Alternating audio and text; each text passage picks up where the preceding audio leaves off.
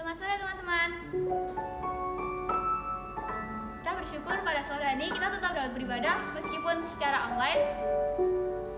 Mari untuk mempersiapkan diri kita bersatu bersama.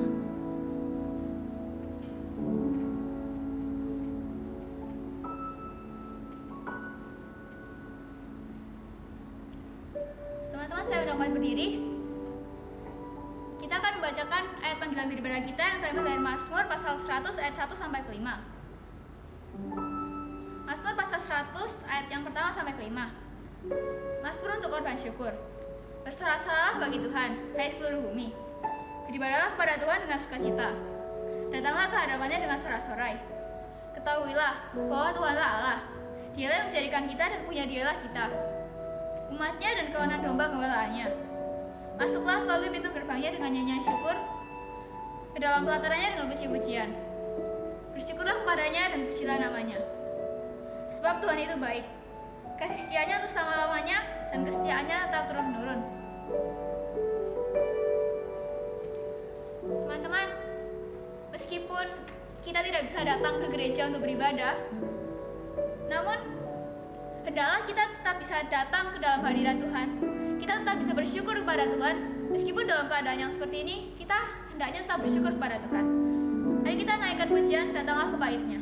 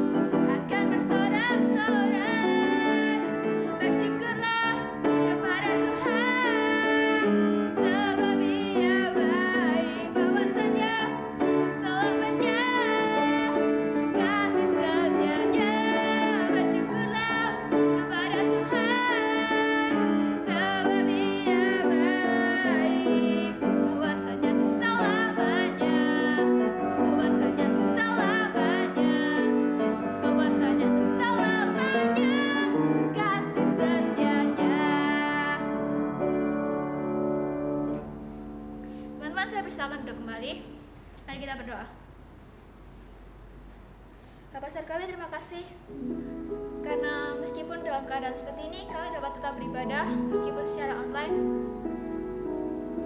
Tuhan berkati jalannya ibadah ini agar berjalan dengan lancar dari awal, pertengahan hingga akhirnya. Mohon Tuhan berkati kami, sucikan, kuduskan hati kami agar dapat layak mengikuti ibadah ini. Tuhan Yesus, terima kasih Tuhan Yesus. Tuhan Yesus yang berdoa. Amin. Teman-teman, di tengah keadaan sekarang ini, saya mengajak teman-teman untuk mengingat bahwa kita semua ini miliknya Tuhan. Dan karena kita miliknya Tuhan, kita itu tidak perlu takut.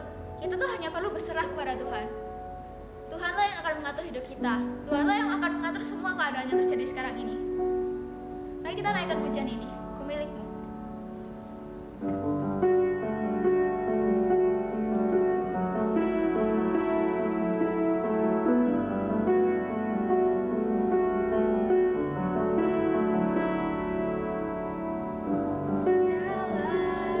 Dalam kesesakanku, Kau beri kedamaianmu. Dalam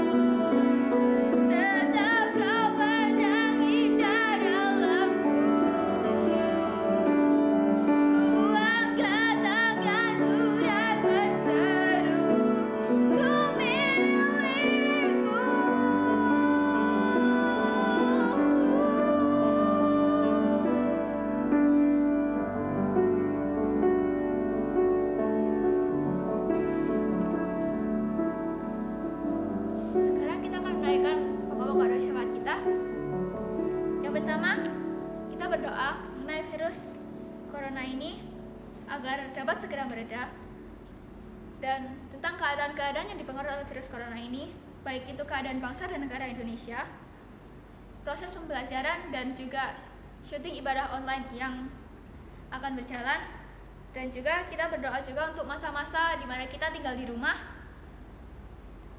Kita juga berdoa untuk rencana persekutuan Padang tanggal 31 Juli. Jika Tuhan berkenan, kita akan mengadakannya. Kita juga akan berdoa untuk pertumbuhan rohani untuk anggota-anggota PRK Gloria. Dan yang terakhir, kita juga akan berdoa untuk teman-teman kita dan mungkin juga keluarganya yang sedang bergumul atau sedang sakit. Mari kita berdoa. Pastor kami, sekarang kami datang membawa beberapa pokok-pokok doa syafaat kami. Yang pertama, kami berdoa Tuhan untuk mengenai virus corona ini. Mohon Tuhan berkati. Jika Tuhan berkenan, agar virus corona ini agar cepat mereda. Kami juga berdoa Tuhan untuk keadaan bangsa dan negara Indonesia terkait dengan adanya virus ini. Kami juga berdoa Tuhan untuk proses pembelajaran kami di rumah secara online. Mohon Tuhan berkati agar semuanya dapat berjalan dengan baik. Begitu juga untuk proses syuting ibadah online yang akan dilaksanakan. Kami juga berdoa untuk masa-masa di mana kami tinggal di rumah. Tentunya kami banyak yang sudah merasa jenuh. Mohon Tuhan berkati kami semua. Lalu kami juga berdoa Tuhan untuk rencana persekutuan Padang yang akan diadakan tanggal 31 Juli nanti. Jika Tuhan berkenan, mohon Tuhan berkati agar dapat berjalan dengan baik. Mohon Tuhan berkati juga persiapan-persiapannya. Lalu kami juga berdoa Tuhan untuk pertumbuhan rohani anggota-anggota PRK Gloria. Di tengah keadaan yang seperti ini, mohon Tuhan berkati agar mereka dapat bertumbuh imannya dan dapat berserah kepada Tuhan saja. Yang terakhir Tuhan, kami juga berdoa untuk teman-teman kami dan mungkin juga keluarganya yang sedang sakit dan bergumul. Yang sakit mohon Tuhan jamah dan sembuhkan. Yang bergumul mohon Tuhan kuatkan agar dapat menghadapi pergumulan ini dengan baik. Itulah pokok-pokok doa kami Tuhan. Dalam nama Tuhan Yesus kami berdoa. Amin.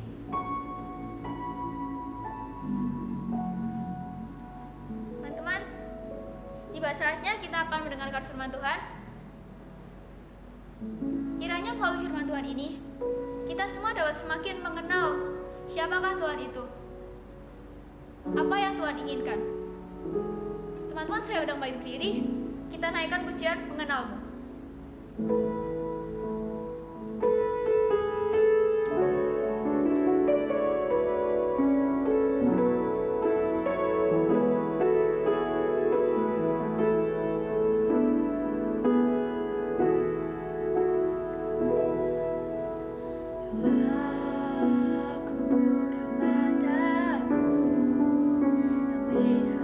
Wajahmu, ku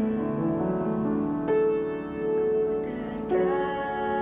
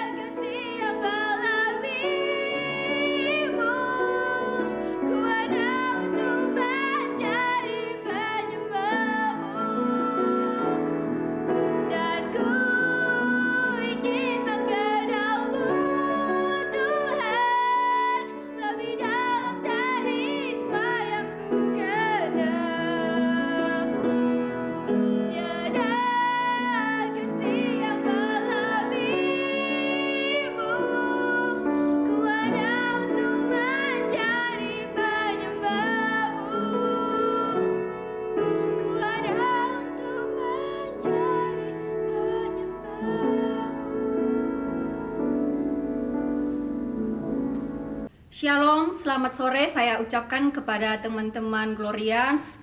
Dan saya berharap dimanapun kita berada saat ini, kita di dalam keadaan sehat walafiat. Sebentar kita mau mendengarkan kebenaran firman Tuhan, mari kita bersatu di dalam doa. Sungguh kami bersyukur, berterima kasih kepadamu ya Tuhan kami Yesus Kristus, untuk kebaikan Tuhan yang terus Engkau nyatakan bagi kami. Walaupun di tengah-tengah kondisi yang saat ini tidak memungkinkan untuk kami boleh bersama-sama beribadah di gereja, tetapi kami percaya ya Tuhan, kami pun dapat beribadah di rumah. Dan ketika kami beribadah di rumah, kami sungguh percaya pun bahwa Engkau Tuhan Yesus yang ada di sana. Tuhan mendengarkan doa kami, Tuhan melihat penyembahan kami, bahkan Tuhan juga memperhatikan ketika kami sungguh-sungguh mendengarkan kebenaran firman Tuhan. Dan saat ini ya Tuhan, hamba-Mu menyerahkan ke dalam tangan Tuhan untuk seluruh anak-anak remaja dimanapun mereka berada saat ini untuk mendengarkan kebenaran firman Tuhan. Biarlah Engkau tolong mereka ya Tuhan, Engkau memberikan ketenangan hati kepada setiap mereka. Mereka boleh fokus, memberikan waktu untuk membaca bahkan merenungkan kebenaran firman Tuhan. Engkau juga berkati hamba-Mu yang menyampaikan kebenaran firman Tuhan ini. Biarlah ya Bapa, firman Tuhan ini boleh menjadi berkat bagi kami. Bahkan kami boleh mengerti apa yang Engkau kehendaki di dalam kehidupan kami, terkhususnya di dalam perbuatan-perbuatan kami. Engkau berkati hamba-Mu yang menyampaikan, bahkan seluruh anak-anak remaja yang mendengarkan. Di dalam nama Tuhan Yesus kami bersyukur dan berdoa. Amin. Saya mengajak teman-teman sekalian untuk membaca Alkitab, membuka Alkitab kita dari Injil Markus pasalnya yang ke-7 ayat 22 dan 23, dan juga nanti di dalam Efesus pasal 5 ayat 1 sampai dengan 5. Mari kita membukanya bersama-sama dan kita membacanya bersama-sama juga. Markus pasal 7 ayat 22 sampai dengan ke-23. 23. Perzinahan, keserakahan, kejahatan, kelicikan, hawa nafsu, iri hati, hujat, kesombongan, kebebalan, semua hal-hal jahat ini timbul dari dalam dan menajiskan orang. Bacaan berikutnya dari Efesus pasal 5 ayat 1 sampai dengan 5. 23. Sebab itu jadilah penurut-penurut Allah seperti anak-anak yang kekasih, dan hiduplah di dalam kasih sebagaimana Kristus Yesus juga telah mengasihi kamu dan telah menyerahkan dirinya untuk kita sebagai persembahan dan korban yang harum bagi Allah. Tetapi percabulan dan rupa-rupa kecemaran atau keserakahan disebut saja pun jangan di antara kamu, sebagaimana sepatutnya bagi orang-orang kudus. Demikian juga perkataan yang kotor, yang kosong atau yang sembrono, karena hal-hal ini tidak pantas. Tetapi sebaliknya, ucapkanlah syukur. Karena ingatlah ini baik-baik, tidak ada orang sundal, orang cemar, atau orang serakah. Artinya penyembah berhala yang mendapat bagian di dalam kerajaan Kristus dan Allah. Demikian pembacaan firman Tuhan. Dikatakan yang berbahagialah kita yang melakukan dan mendengarkan firman Tuhan ini dengan baik. Nah, anak-anak, teman-teman yang dikasihi oleh Tuhan, pada minggu hari ini kita masuk di dalam tema 7 dari dosa yang mendatangkan maut. Salah satunya adalah tentang keserakahan. Dan saya percaya bahwa kata keserakahan ini kita tahu bersama itu bukanlah perbuatan yang baik. Keserakahan bukanlah perbuatan yang baik, dan apalagi dikatakan di dalam Alkitab, serakah itu adalah jahat dan menajiskan orang. Dan bukan hanya di dalam Alkitab, Mbah Google pun kalau kita search di internet, kita klik kata serakah, maka akan muncul di sana beberapa pengertian, beberapa arti dari serakah itu sendiri. Dan coba teman-teman setelah nanti selesai ibadah remaja ini bisa melihat di sana di bagian image-nya atau gambarnya ada beberapa orang yang memberikan ekspresi atau menunjukkan sikap serakah itu sendiri. Contohnya saya memberikan satu gambar bagi kita. Saya melihat itu di dalam internet ya, nanti kalian lihat semuanya. Di situ ada satu orang bapak-bapak, dia perutnya gede, buncit seperti orang hamil. Terus mulutnya itu terbuka. Terus di situ banyak duit. duit rupiah dan juga uang luar negeri, intinya gitu. Jadi dia banyak sekali di dalam mulutnya uang tersebut. Dan gambar yang kedua, ada orang yang menggenggam banyak sekali uang di depannya dia. Dan yang ketiga ini teman-teman, saya tertarik dengan satu gambar di mana di situ adalah semut dan si madu. Nah, di balik kisah dari semut dan si madu ini menggambarkan kepada kita satu arti, keserakahan. Di mana di sana satu tetes madu jatuh ke tanah. Dan si semut ini datang ke situ, dia mencicipi dari pinggir tetesan madu itu. Dan dia merasakan manisnya madu di sana. Ya, tentunya bukan hanya semut yang merasakan manisnya madu, pasti kita juga semua ya pernah merasakan itu dan begitu manisnya. Dan setelah dia mencicipinya, dia kembali lagi mencicipi yang kedua kali sampai dia kenyang. Tetapi karena ketidakpuasannya, dia berpikir bagaimana agar saya lebih baik masuk ke dalam tetesan madu itu. Itu akan lebih membuat saya terpuaskan.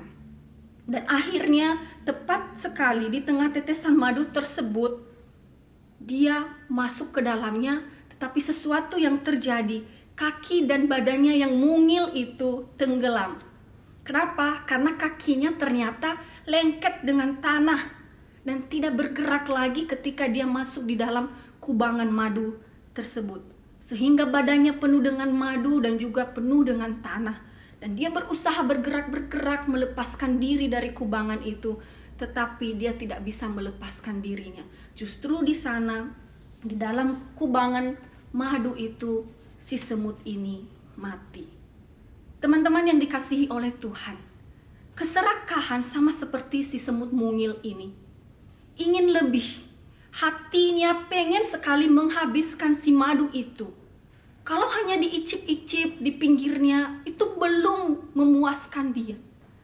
Tetapi dia terus untuk menghabiskan madu itu sampai kepada berada di dalam tengahnya. Pada akhirnya dia mengalami malapetaka untuk dirinya sendiri.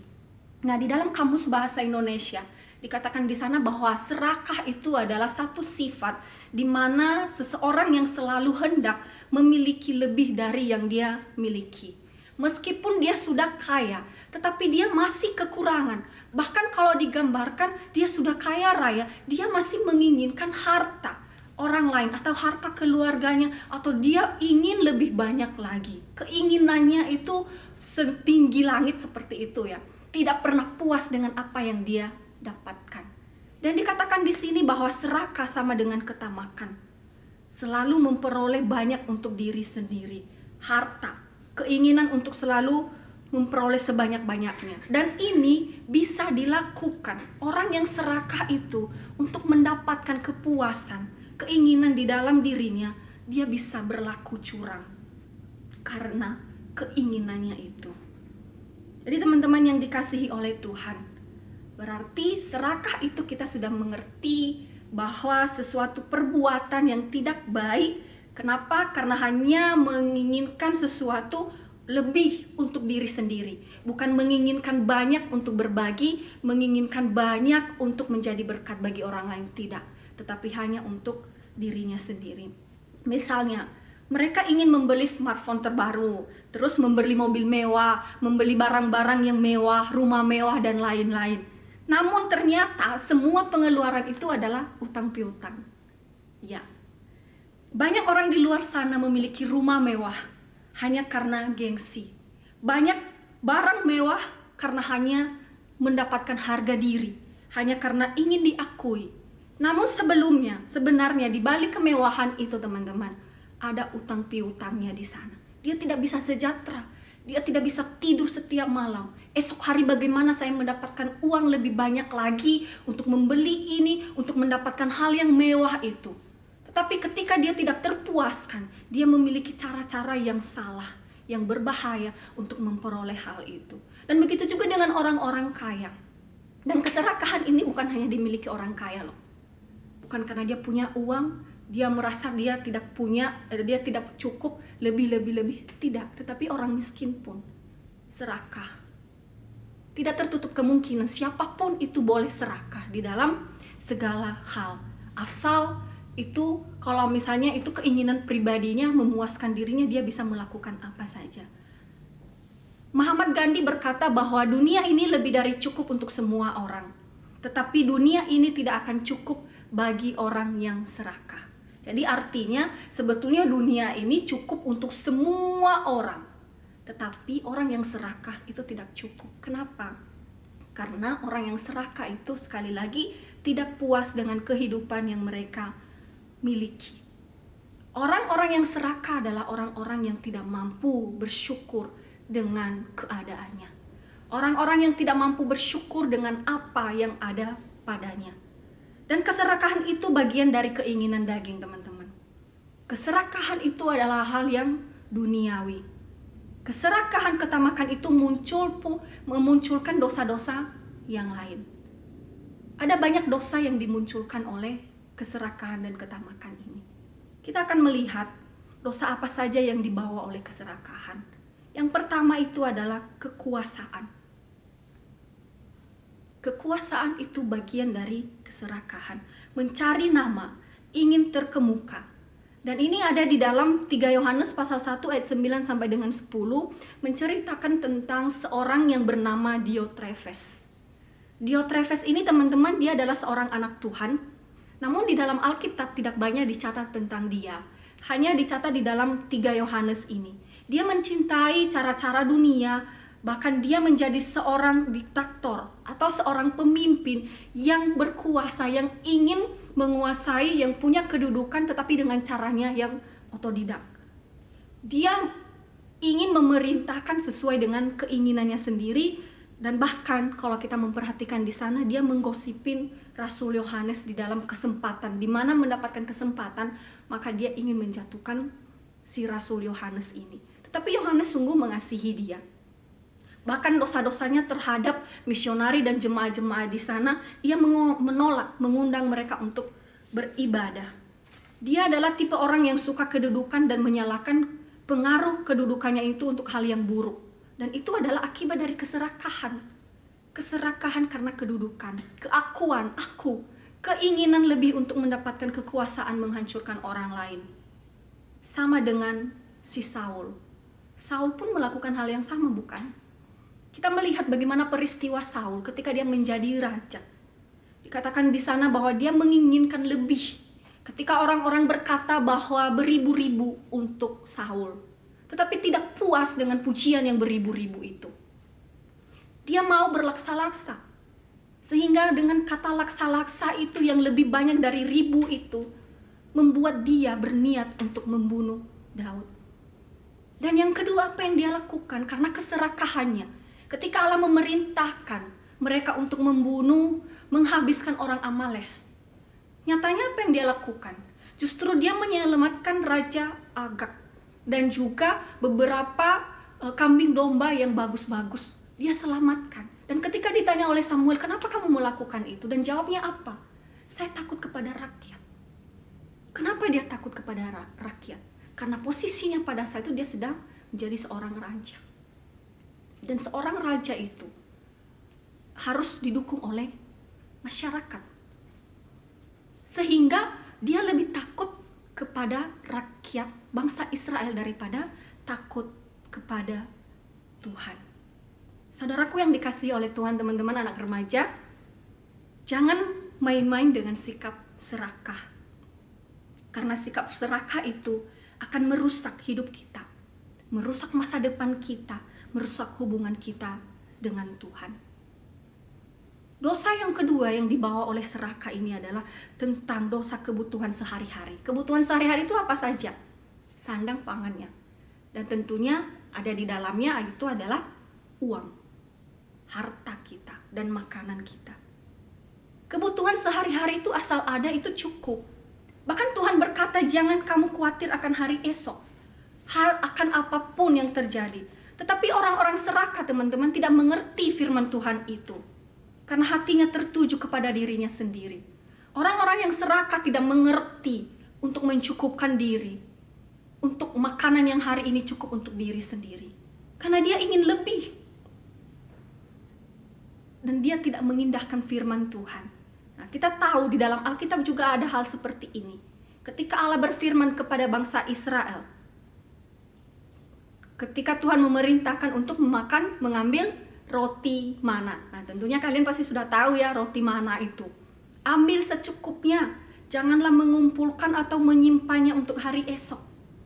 Namun di antara mereka ada yang tidak mendengarkan, sehingga mereka mengambil banyak untuk esok hari dan itu menjadi busuk dan berulat. Mereka tidak mendengarkan Tuhan berfirman melalui Musa. Mereka meragukan akan pemeliharaan Tuhan, dan itu adalah sifat dari si serakah. Berusaha keras untuk mendapatkan apa yang dia inginkan, berusaha keras untuk memuaskan keinginannya, bahkan salah jalan pun it's okay, tidak masalah bagi dia. Dia tidak tahu bahwa di saat yang sama dia sedang menganggap dirinya segala-galanya. Dan ini adalah sangat celaka di hadapan Tuhan.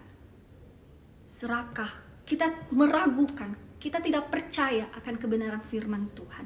Dan yang kedua, yaitu egois. Dan kita melihat bahwa orang yang serakah itu pasti tentunya egois ya. Tidak ada orang yang serakah yang tidak egois. Katanya aja untuk diri sendiri, berarti itu namanya mementingkan diri sendiri, itu berarti egois. Dan ini juga ada di dalam Alkitab si kaya. Tuhan Yesus berkata kepada si kaya untuk membagikan hartanya dan mengikut Tuhan.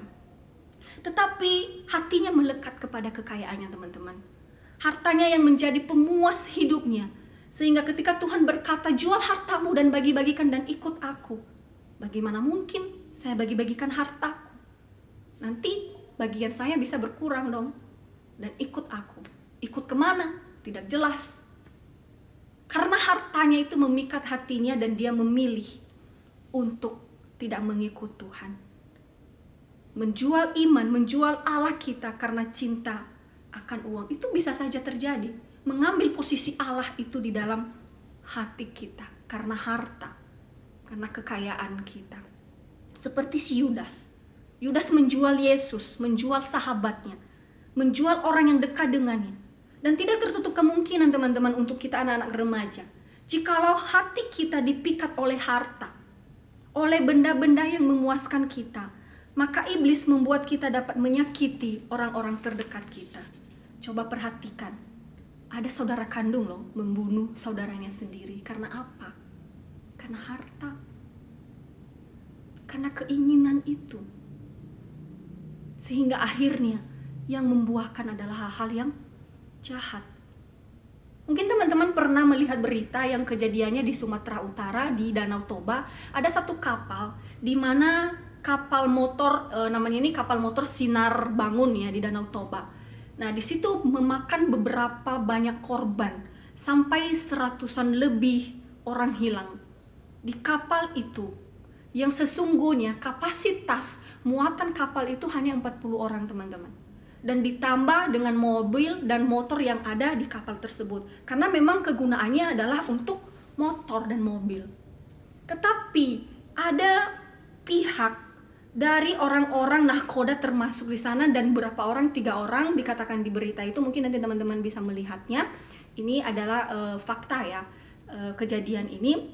Nah, jadi ternyata banyak orang yang naik ke kapal itu, dan kapal ini ilegal. Mereka berangkat tanpa pemberitahuan. Dokumen-dokumen tidak ada di sana, tidak pakai tiket, dan tetap beroperasi. Sehingga apa yang terjadi? Banyak orang yang nyawanya melayang, banyak orang yang meninggal. Hanya gara-gara 4 orang ini ingin memperoleh uang dengan cara yang tidak wajar. Keempat tersangka telah dibutakan mata hatinya, hati nuraninya karena uang. Sehingga ia tidak membayangkan teman-teman bahwa perbuatan mereka akan mengorbankan ratusan orang. Mereka telah menjadi hamba uang sehingga mereka menjadi serakah.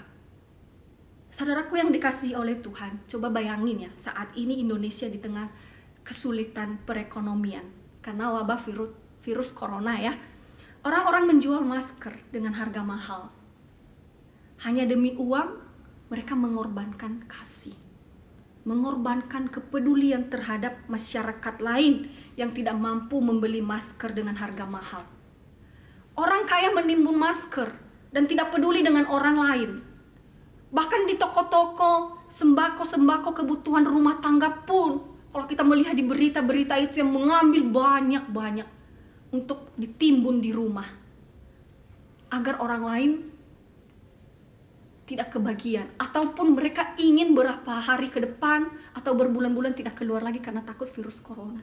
Dan itu adalah salah satu perbuatan keserakahan, keinginan yang dilakukan oleh manusia-manusia yang tidak peduli dengan orang lain, yang tidak memiliki kasih kepada orang lain. Dan dosa apa lagi yang ditimbulkan oleh keserakahan ini, teman-teman? Yang terakhir adalah korupsi. Ya, serakah membuat seseorang melakukan hal yang melebihi batas dan mengarah pada tindakan yang melanggar hukum.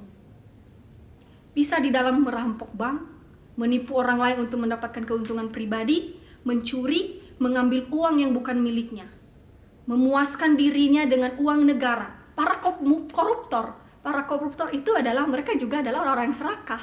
Kenapa? Karena mereka mengambil bagian yang bukan milik mereka, hanya untuk diri sendiri, keegoisan mereka, ingin lebih, sehingga itu mengorbankan rakyat.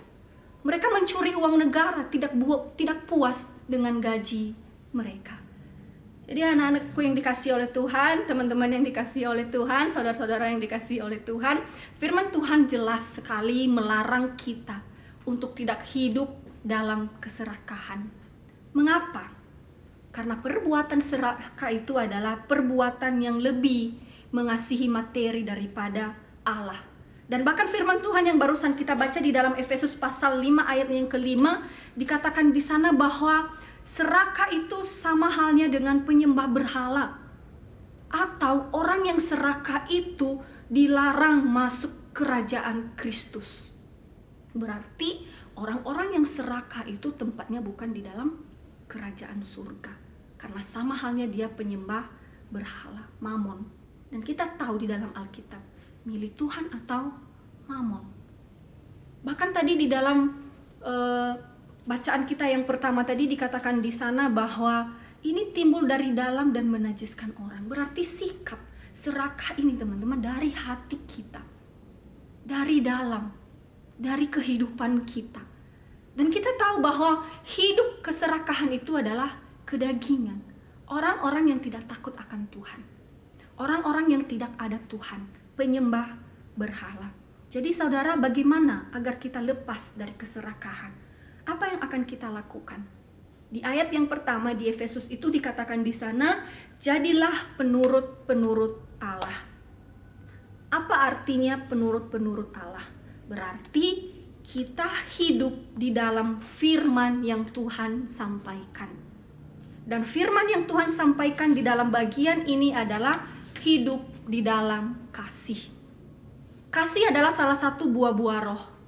Hiduplah di dalam kasih sebagaimana Yesus Kristus juga telah mengasihi kamu. Berarti standar kita agar kita tidak hidup di dalam keserakahan adalah standar kasih Kristus.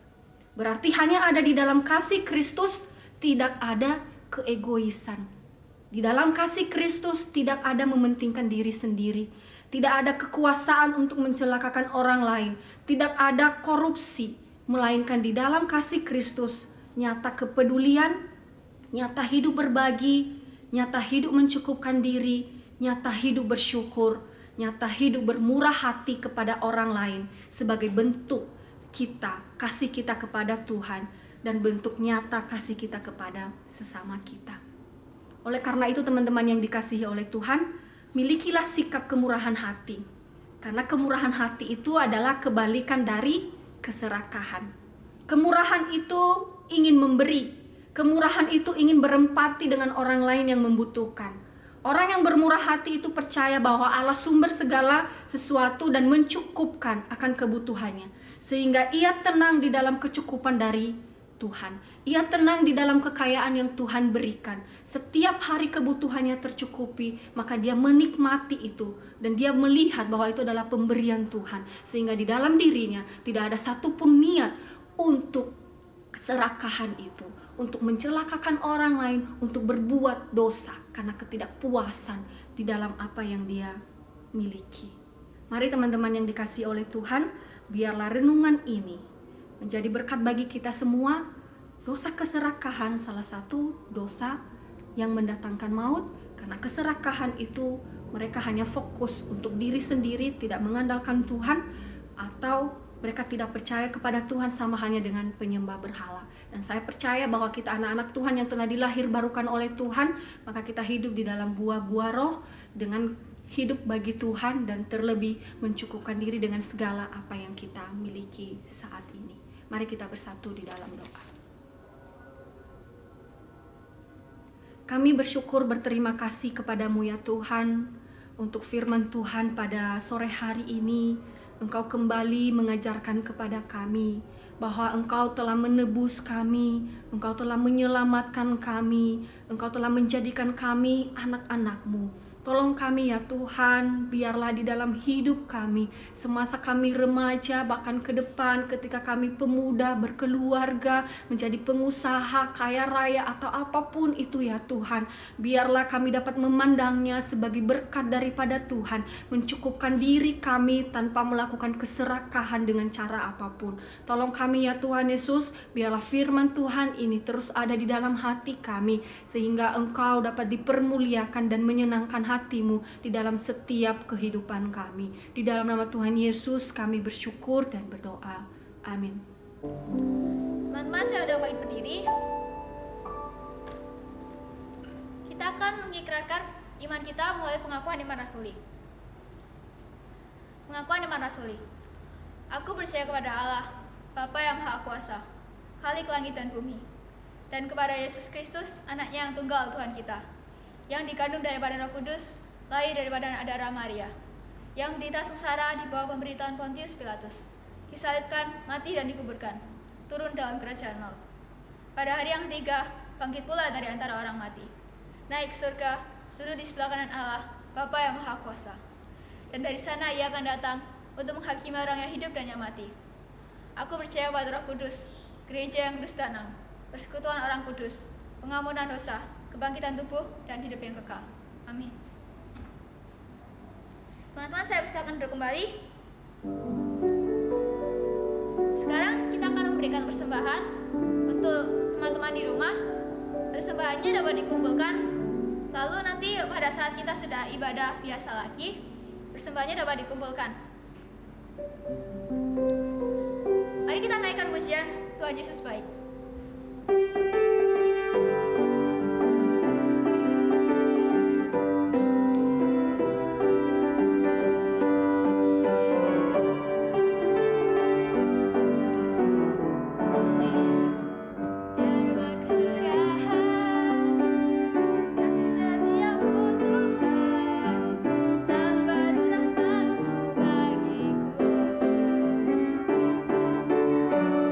Hari berganti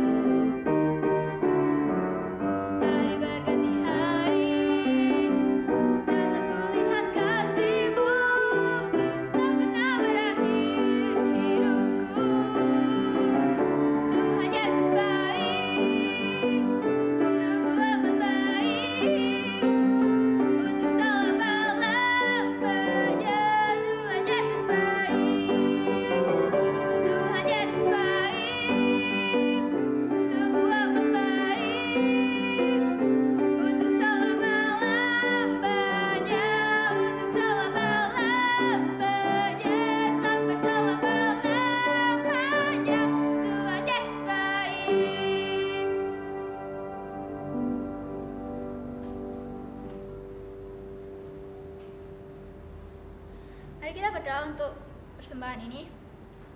Bapa Surgawi, terima kasih karena telah menyertai ibadah kami sampai pada saat ini. Sekarang kami juga telah memberikan persembahan. Mohon Tuhan berkati persembahan ini apabila nanti dikumpulkan, agar dapat menjadi berkat dan dapat berguna bagi kerajaan Tuhan di tempat ini. Terima kasih Tuhan Yesus. Dalam Tuhan Yesus kami berdoa. Amin. Teman-teman, saya sedang bagi berdiri. Kita akan naikkan ayat Mas Berka Gloria yang terambil dari Roma pasal 12 ayat yang kedua. Roma pasal 12 ayat 2. Janganlah kamu menjadi serupa dengan dunia ini, tetapi berubahlah oleh pembaruan dirimu, supaya kamu tidak membedakan manakah kehendak Allah, apa yang baik, yang berkenan kepada Allah, dan yang sempurna. Teman-teman, di akhir ibadah ini, hendaklah kita mempunyai hati sebagai hamba, sehingga selesai ibadah ini, kita dapat melayani Tuhan dalam setiap apapun yang kita lakukan. Baik itu tingkah laku kita, perkataan kita. Mari kita naikkan pujian ini, hati sebagai hamba.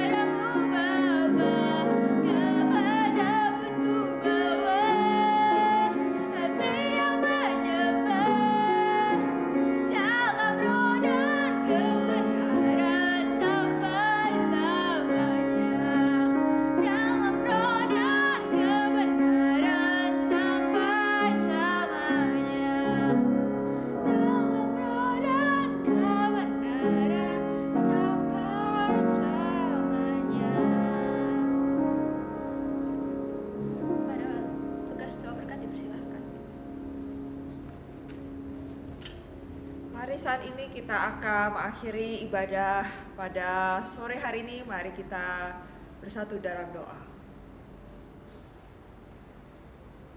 Tuhan, di akhir ibadah ini kami rindu agar kami dapat memiliki hati sebagai seorang hamba. Tuhan, tolonglah kami di tengah-tengah situasi yang sedang kami hadapi. Biarlah agar kami boleh terus mengarahkan hati kami sepenuhnya hanya kepada Tuhan. Dan kami boleh terus bersandar penuh hanya kepada Tuhan. Karena kami menyadari hanya Engkau satu-satunya sumber pengharapan kami, sumber kekuatan kami, bahkan sumber penghiburan bagi kami di dalam masa-masa ini. Biarlah kiranya kami juga boleh sadar bahwa hidup kami pun sepenuhnya berada di dalam kendali Tuhan. Dan kami juga ingin iman kami dapat semakin dikuatkan dan diteguhkan di dalam menghadapi akan situasi ini ya Tuhan. Tuhan, saat ini kami ingin mengakhiri ibadah ini dan kiranya kita dapat menerima berkat yang hanya daripada Tuhan. Tuhan memberkati Engkau dan melindungi Engkau. Tuhan menghadapkan wajahnya kepadamu dan berikan Engkau damai sejahtera. Tuhan menyinari Engkau dengan wajahnya dan memberikan Engkau kasih karunia. Amin. Nah, Shalom Glorians. Nah, di akhir ibadah ini hanya ada satu pengumuman saja. Pada hari Minggu depan, kalau teman-teman melihat di kalender, Minggu depan itu adalah tanggal merah, yaitu adalah Paskah. Nah, teman-teman, di hari Minggu depan, ibadah Paskah remaja itu akan bergabung bersama dengan ibadah Paskah umum online. Dan nanti pengurus akan share link di grup PRK Gloria dan juga di Instagram PRK Gloria. Jadi teman-teman tunggu pengumuman dari pengurus. So teman-teman tetap stay tune, tetap beribadah di rumah, tetap bersaat teduh dan tetap berdoa bersama dengan Tuhan. Oke, stay safe, God bless.